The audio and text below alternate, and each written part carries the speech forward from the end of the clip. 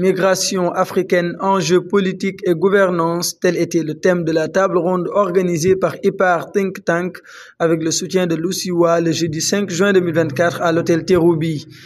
Cette table ronde avait pour objectif de poser une réflexion critique sur les politiques migratoires en Afrique et de proposer des pistes pour une amélioration de la gouvernance de la migration en mettant l'accent sur la cohérence des politiques existantes et le renforcement des capacités selon l'IPAR. Le directeur de l'organisation, Dr Cheikh Oumar Ba, a détaillé les enjeux et les détails de cette rencontre.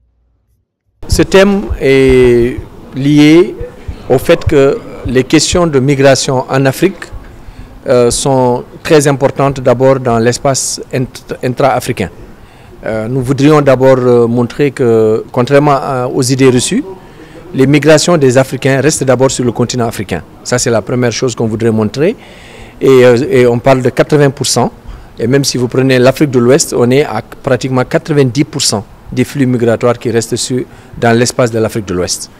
Le deuxième élément, c'est qu'il y a beaucoup d'idées reçues sur le fait que la migration est liée souvent à l'insécurité, ou en tout cas les migrants sont parfois des terroristes, ou les migrants sont liés apportent des problèmes.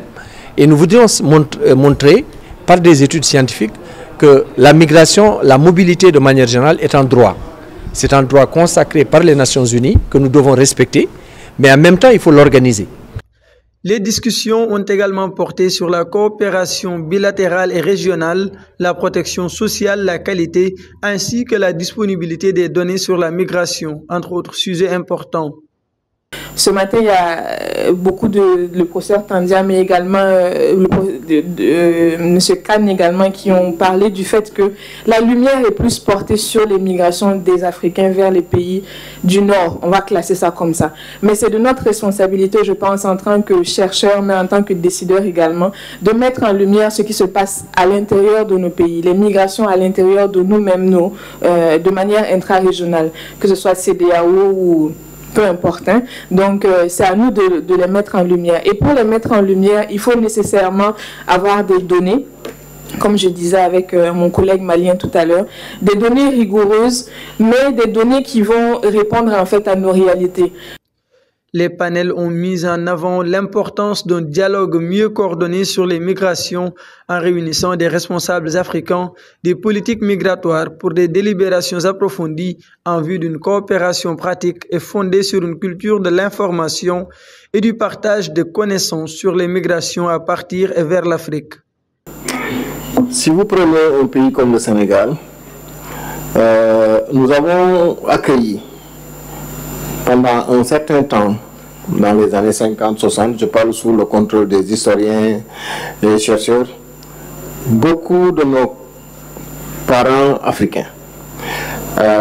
Et donc on était plus un pays qui accueillait les pays africains, à savoir un peu maliens, burkinabés, béninois et autres. C'est vrai, on avait un peu ce statut de capitale de l'AF, mais il y avait aussi le bassin arachidier qui était une zone très très dynamique. Ce qui fait que la motivation essentielle, c'était la quête du mieux-être. La rencontre a regroupé près d'une cinquantaine de participants, incluant des autorités administratives et institutionnelles, des représentants d'ambassades et d'autres consulaires, des chercheurs ainsi que des partenaires techniques et financiers, entre autres.